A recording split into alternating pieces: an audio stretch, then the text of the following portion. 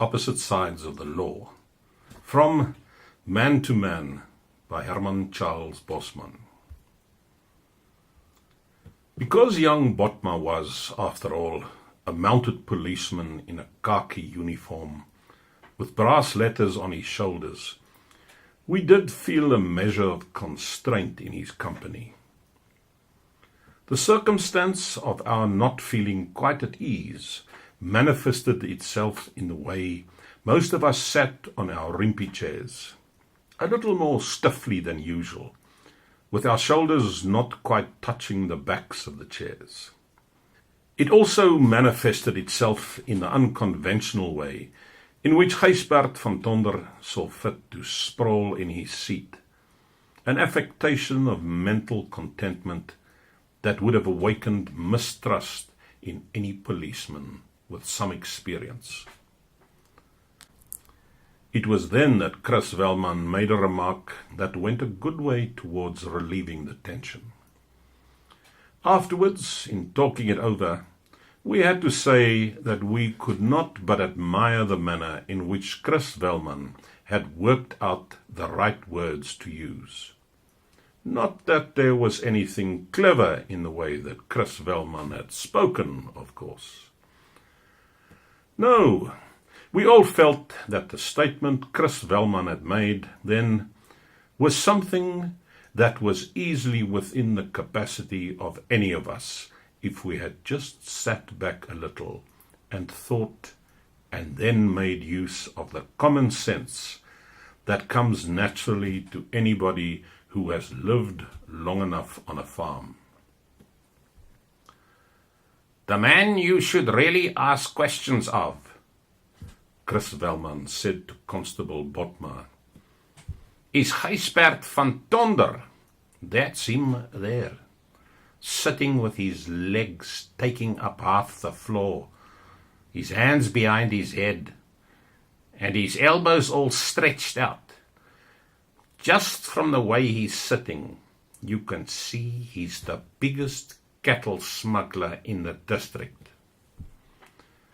Well, that gave us all a good laugh, for everyone knew that Gijsbert van Tonder had smuggled more cattle across the border than any other man in the Mariku. What was more, we knew that Gijsbert van Tonder's father had regularly brought in cattle over the line from Rambutsa, before there had even been a proper barbed wire fence there. And we also knew that in the long years of the future, when we were all dead and gone, Gijsbert van Tonder's sons would still be doing the same thing. What was more, nothing would ever stop them either. Not even if every policeman from Cape Town to the Limpopo knew about it. For the Bechuanas, from whom he traded cattle, felt friendly towards Gijsbert van Tonder, and that was a sentiment they did not have for a border policeman. Unreasonable though such an attitude might seem to be. This was an outlook on life to a considerable degree Gijsbert van Tonder shared with the Bechuanas. Consequently, in speaking the way he did, Chris Velman had cleared the air for us all, Gijsbert van Tonder included. As a result, Gijsbert van Tonder could, for one thing, sit more comfortably in his chair, relaxing as he sat. There was no longer any need for him to adopt a carefree pose, which must have put quite a lot of strain on his neck and leg muscles, not to mention how hard it must have been for his spine to maintain the posture that was intended to suggest indifference. Anyway, Gijsbert van Tonder joined in the laughter that greeted Chris Velman's words. And Constable Botma laughed too. It was clear from his laughter that the sergeant at Beckersdal had told him to keep an eye on Gijsbert van Tonder. After that, it was Oupa Becker who spoke. And although his story related to the distant past, when the functions of a police constable were exercised, apparently not unsuccessfully, by the local veldkornet, it seemed that the difficulties Constable Bosman was experiencing were not dissimilar from the vicissitudes of the young veldkornet in Oupa Becker's story. Many a man would have been satisfied with the position of veldkornet, Oupa Becker said, because of the honor that went with it in those days.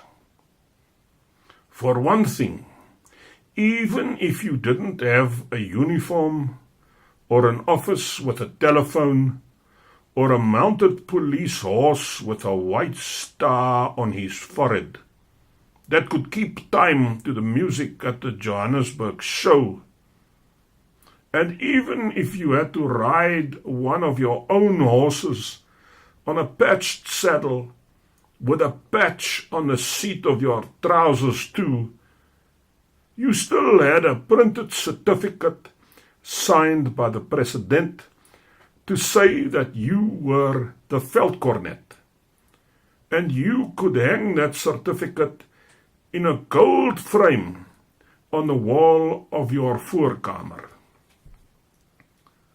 But the glitter of rank and the burden of office were as nothing to that young veldkornet, Oupa Becker said. What worried him far more was that, because it was his job to maintain law and order, he had to act as an informer on his neighbors, however delicately. And the thought that, because of his job, he was cut off from intimate contact with them saddened him. He liked having friends, but found that he couldn't have friends. Well, not real friends anymore, now that he was the veldkornet.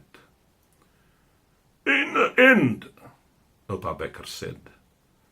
We would have preferred Oupa Becker not to continue to the end, for the only true friend the young veldkornet had, in the end, was Sas Kochel, a scoundrel the likes of which the Groot Mariku had had but a few in its history. Only with Sas Kochel could the veldkornet be himself. They each took the other for what he was, and neither in his relations with the other had to maintain any sort of pretense. They were on opposite sides of the law. Vocationally speaking, the veldkornet was devoted to apprehending Sas Kochel, and Sas Kochel was determined that the veldkornet would never come across anything against him. Outside of that technicality, however, it would have been hard to find two firmer friends in the whole of the Mariku. It was a long story that Oupa Becker told, and we listened to it with fluctuating levels of attention. But Constable Bosman and Gysbert van Tonder did not listen to Oupa Becker at all. They were too engrossed in what each had to say to the other. And while talking to Gysbert van Tonder, the cattle smuggler, it was necessary for young Bosman, the policeman, to open his policeman's notebook only once. Constable Bosman opened his notebook in order to extract a photograph, which he handed to Gysbert van Tonder. Gysbert studied the likeness for some moments, and then he asked, "Takes after you, does he?" And in his voice there was only sincerity.